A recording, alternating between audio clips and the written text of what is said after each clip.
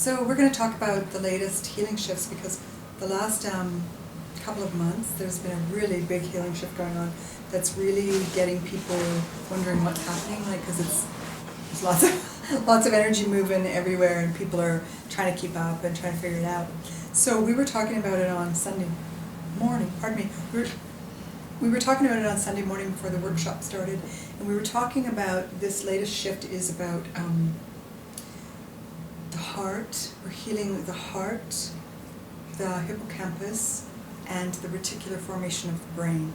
So I was explaining what all three of those things mean in relation to each other and what they mean in terms of our evolution at this time, and why the healing of this is cosmically significant, and what we need to do to help it move through smoothly in our own lives if we're feeling disruption, or we're feeling like we're having some healing crises or whatever. That's how that we might be feeling as this is going on.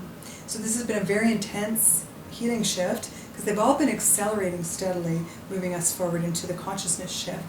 And this particular one has been quite relentless. Like, it hasn't let go. It just keeps going and going and going and building. So we began by saying that we're here to think with love. We're here to think with our hearts, and we're here to be in a relationship of love with the rest of the universe. So I was explaining to people that the first two cells of conception fuse, and they are in your heart for the rest of your life. And those first two cells of conception contain the DNA of the entire universe. So you have the blueprint for the entire evolution of the universe into love in your heart. And then the question becomes, how much do you follow that? How much are you listening to that? How much are you co-creating love? Or how much is your energy disconnected from that, right? We're here to connect to that and to be thinking in that way, with love as the center or the core of everything that we're doing, and with love as the reason for our existence. So the heart healing is about those first two cells, and it also is about changing the cellular DNA throughout our bodies to have that blueprint and to feel that blueprint, respond to that blueprint, instead of maybe any sort of anomalies that may have happened to DNA in our evolution since then as a whole. I'm talking about the whole of creation, because the whole of creation is one thing. So that is what we spoke about the heart. And from there then we moved into messages about the reticular formation. The reticular formation of the brain goes from those first two cells of the heart up into the brain, and it also branches down into the sacrum. So it goes in both directions from the center of the heart. And science sees the reticular formation in the brain, but they don't pick it up in the spine and where it goes to in the phylum terminale. We aren't able to see it yet. So the reticular formation is described by science as a series of random undifferentiated neurons, and they know there's billions of them. But basically, if we could see it with diagnostic equipment, it would look like the universe. Like, it would look like outer space. All these neurons moving with cause and effect, the colors and all these types of things. So literally, I always say to people that you have the entire universe contracted inside of you, and it runs right through you from your heart, and it is about being in tune with that. And the reticular formation plays a role in consciousness, becoming conscious and aware that you are differentiated from the rest of the energy, even though you're part of it. Because we are both. We are part of the mass collective energy that's called creation, and yet we're also differentiated in our energy into an individual being as an expression of that, right? We're both. We're not one or the other. We're both at the same time. So this is like also about expansion and contraction, because the universe has expanded. It's so massive and huge, and yet it's also contracted so tinily inside of you in its functions, right? So this is about conscious awareness, becoming aware of what we are, and of course, because it's connected to the heart, it's about becoming aware that we are love and what that means, carrying that out with our brain, carrying that out with all of our body, right? Being able to carry that all out. So the healing of the reticular formation is huge in terms of people waking up to become conscious of what we're here to do and be. The hippocampus plays a role in memory, sleep-wake cycles, and memory. The hippocampus is also part of the brain where the most neurogenesis occurs, the most new brain cells grow. It looks like a star bed. If you've ever seen pictures of a star bed, the centers of the hippocampus, when they're moving, when the neurons are moving, look very much like a star bed. And the hippocampus has some of the longest dendrites in the human body. They go from the hippocampus, which looks like two little seahorses on either side of the brainstem, and they hook right into the reticular formation, and the roots go right to the heart. The longest dendrites in the human body. So it's about remembering what we are and remembering our evolution. Right? So all of these things are being healed right now. And that's why this shift is so big, and that's why this shift is so ongoing, because we need to wake up. We need to become aware. We need to understand that there's something bigger, and it's inside of us, and it's outside of us too, because God is in every direction, right? So God isn't limited to just being inside of us or outside of us. God is both and all at all times. And that's what this is about, what this is about becoming aware of. Another part of the shift, which I'm not sure I spoke about the other day, is about cerebellum, which the cerebellum play a role in our sense of proprioception, or spatial navigation, knowing where our limbs are in space. But on a cosmic scale, it also plays a role in knowing where we need to be in the whole universe, right? So where is your place? Where are you supposed to be? Being able to get messages that guide you to where you're supposed to be is in cerebellum. And cerebellum plays a role in balance, and cerebellum plays a role in, there's a lot of triggers in the cerebellum, like a lot of reflexes, and cerebellum also plays a role in alignment. So a lot of people are having alignment issues, spinal alignment issues, feet issues related to alignment. And often when I'm working on them, when we start working on somebody with alignment issues, the energy starts in the occipitals and the cerebellum. We don't start in the spine.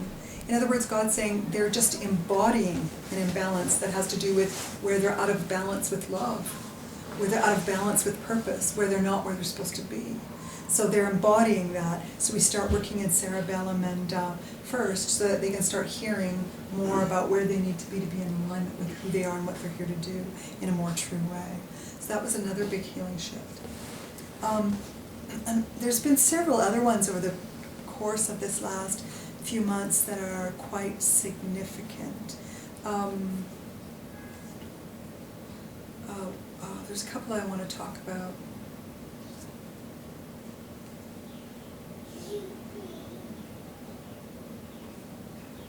So one of the shifts to do with cerebellum that we were working on a short while ago, breaking up the energy of, was, sorry, God just reminded me of something else, was a lot of times people's first response, say if they see a bug or they see an ant or they see a mouse or whatever, is to destroy it, right? And it's become so ingrained in our thinking that it actually has become a cerebellum reflex. And that's quite awful, right, to think about. And we were breaking off that energy where the immediate response to a weed is to kill it, right? The immediate, because what is a weed? A weed is just a plant, you don't know what it is, right? So people have gotten so endemic in destroying things just out of a response without thought. It becomes the first answer to so many things, and that energy needed to be broken up. And that was going on when I was in the Okanagan. That shift was occurring of getting rid of that, and that was pretty intense in terms of the how embedded it had become in the collective consciousness. Because it's also true, I just talked about ants and mice and weeds, but I mean, people think that guy's a different color than I am, he's got to go, or that person goes to a different building than I do, he's got to go. That's a reflex. It's become such a reflex response to things that people think are not good, whatever their measure of that is. So that was a big one that happened in the when I was in the Okanagan. That one was going on for quite a while. Today, a new shift started that has to do with destruction. So there's a lot of destruction going on, a lot of tearing things apart going on, and the energy of destruction is being shifted out of the collective energy field in that. So what we're going to feel is an ability to navigate the destruction that's going on around us, but also to, with greater strength and greater clarity, but also to be not a part of it. We're going to have better answers for ourselves about where we are being a part of it and how we need to change that. And also we're going to have a better understanding of how to bring about change to it in a bigger way, which is really, really important. Some of the people I work with, part of their purpose at this time, because our true purpose is to love, so it just changes and expands, right? Because it's the only limitless purpose that there is to love. So our true purpose is to love, to carry out love in everything we do, to make sure that things we're doing carry out love for everyone that we're doing them with. That's our true purpose. However, at this time, some people want to enact a part of their purpose and helping repair the destruction that is going on to the earth, to other human beings, to communities, to truth, right? To truth, that kind of thing, the destruction of truth. So there's people that are here to help repair that. So creating an energy whereby some of the means through which things have been destroyed actually can have a solution is what this shift is about, right? It's about healing, closing destruction, healing it, stopping it from happening. One of the other shifts we talked about yesterday was the fact, I told a couple of stories and they were really interesting because they illustrated it much better than words. Some of the things that we have to help God heal the DNA of have never existed before, and there is no DNA blueprint to heal them.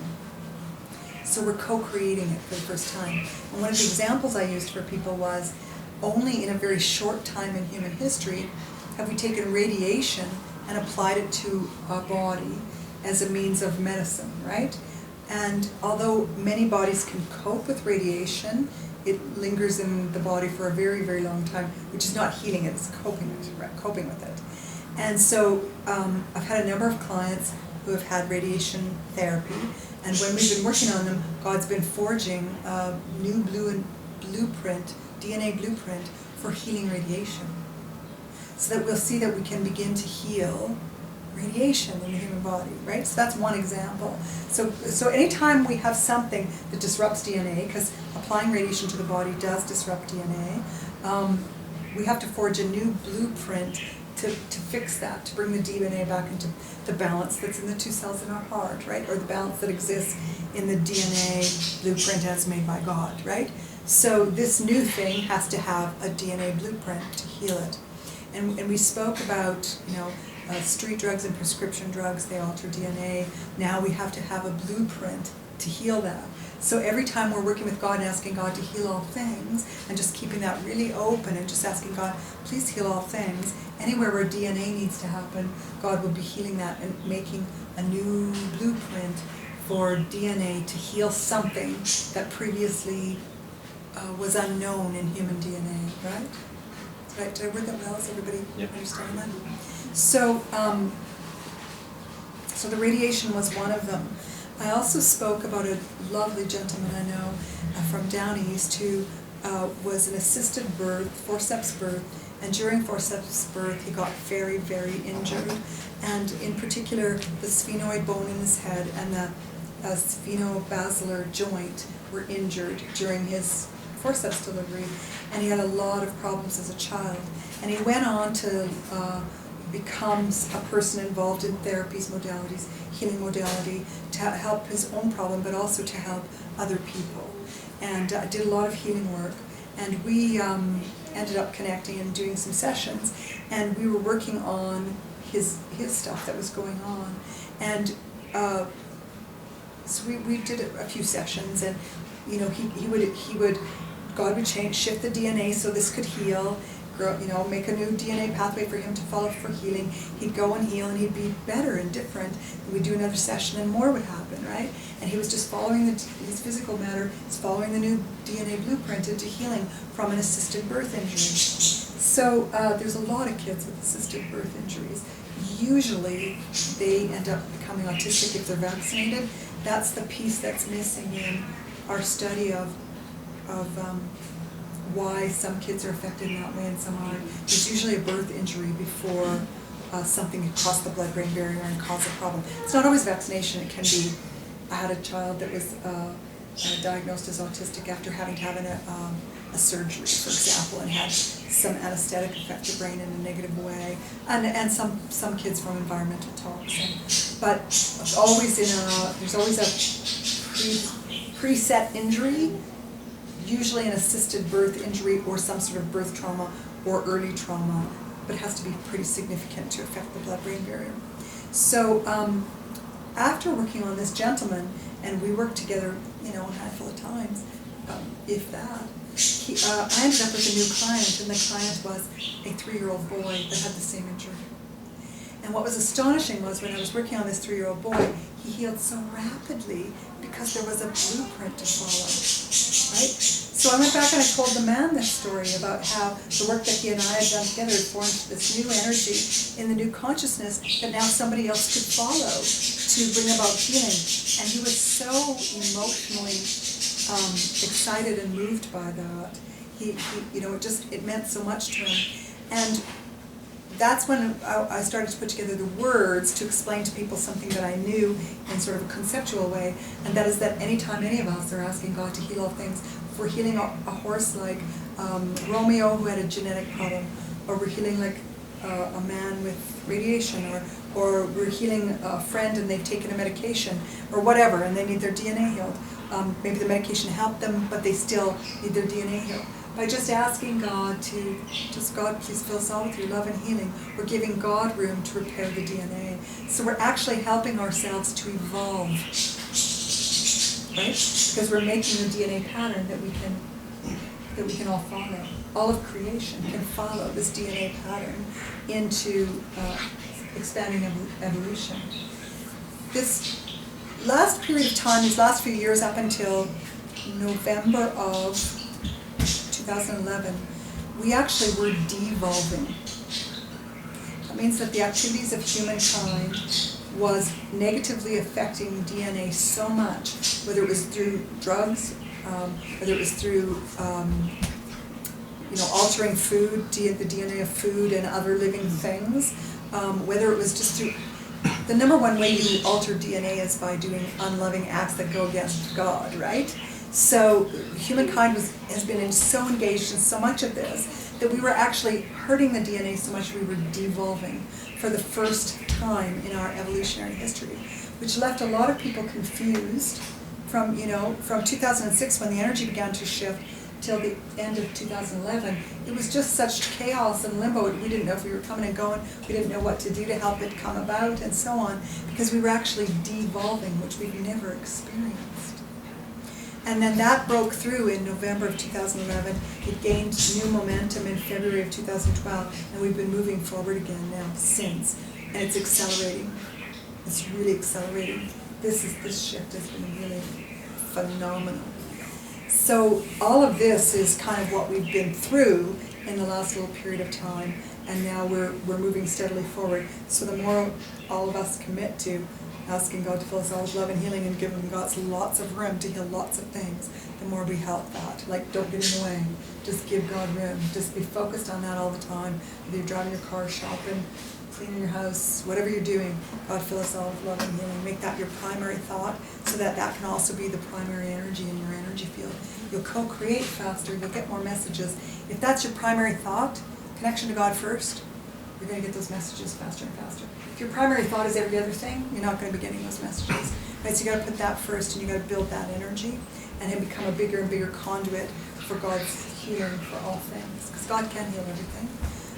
Just needs cooperation. And humankind has been God's been healing everything. We're healing everything. Everything's been healing. People are saying,